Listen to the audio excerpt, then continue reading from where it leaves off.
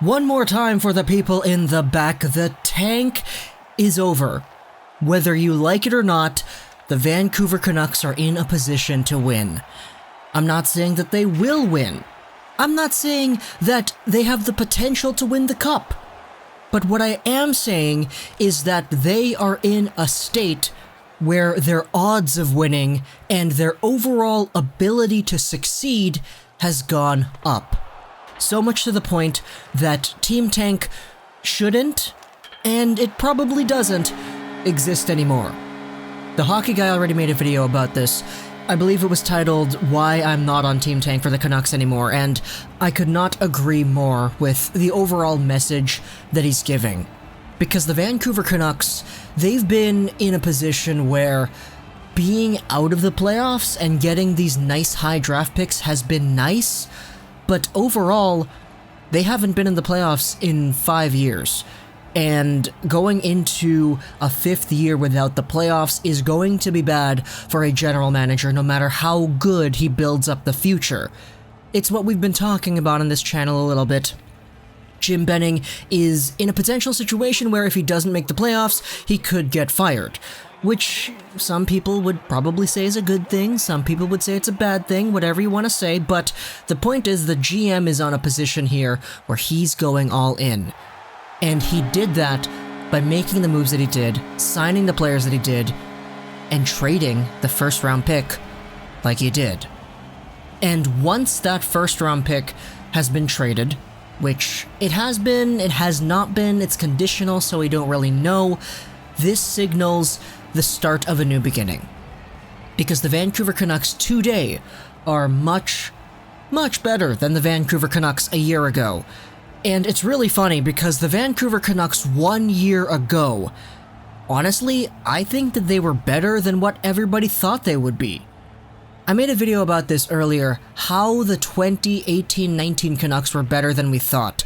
And that video was talking about, hey, the Sedins, they left a big hole, the Vancouver Canucks are in a position where they lost their two best players ever, and they have this new rookie Swedish guy coming in, nobody knows how good he's gonna be, and overall the Canucks should be in contention for a really bad spot in the standings.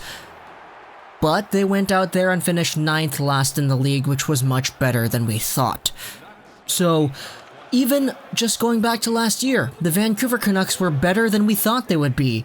And going over into this year, this Vancouver team is so much better than it was a year ago that I don't think anybody can realistically say, yes, boy, let's go tank, and actually mean it. Because it's not possible anymore. Unless we get plagued with injuries like the Vancouver Canucks have in the past, this Vancouver team isn't finishing bottom 5. And sure, the first round pick is a very, very tempting thing that makes people want to go, dang, I really wish we could suck one more year. And I get that. It's so stacked, the draft that we have here in 2020. But that's just not where the Canucks are anymore. That is the timeline. It's how things shape up, and it's a different time, it's a different place.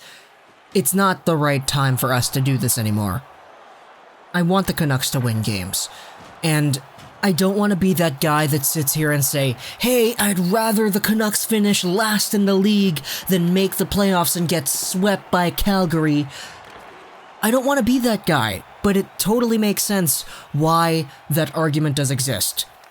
But for me personally, I want this team to take a step in the next direction.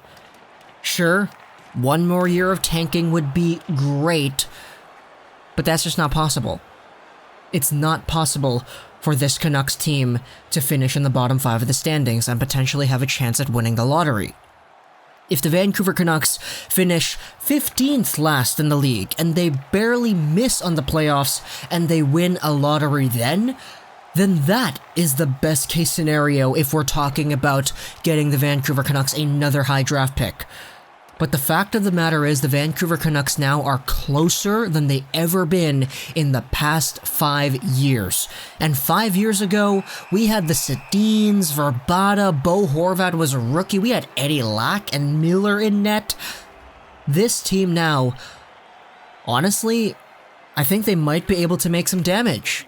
Not in the same way that that 15 team did, because that 15 team, we had a 30-goal scorer and 2 70-point guys. But I'm not going to count that out for this Vancouver Canucks team going into next season. But the bottom line here is, no matter what side you stand on, the fact that we traded away our first-round pick signals a change.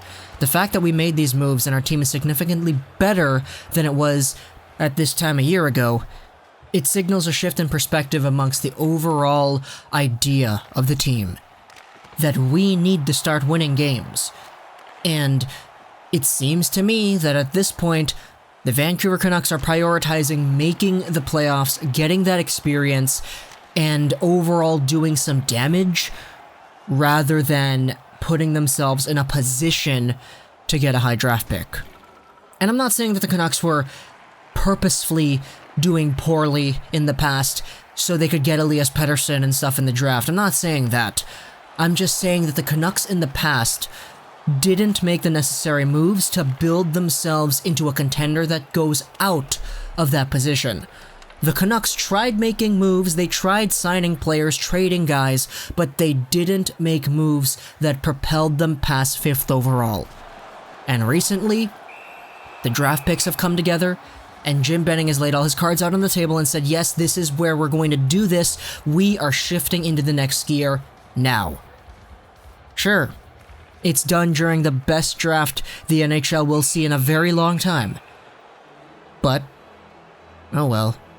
Shogunai.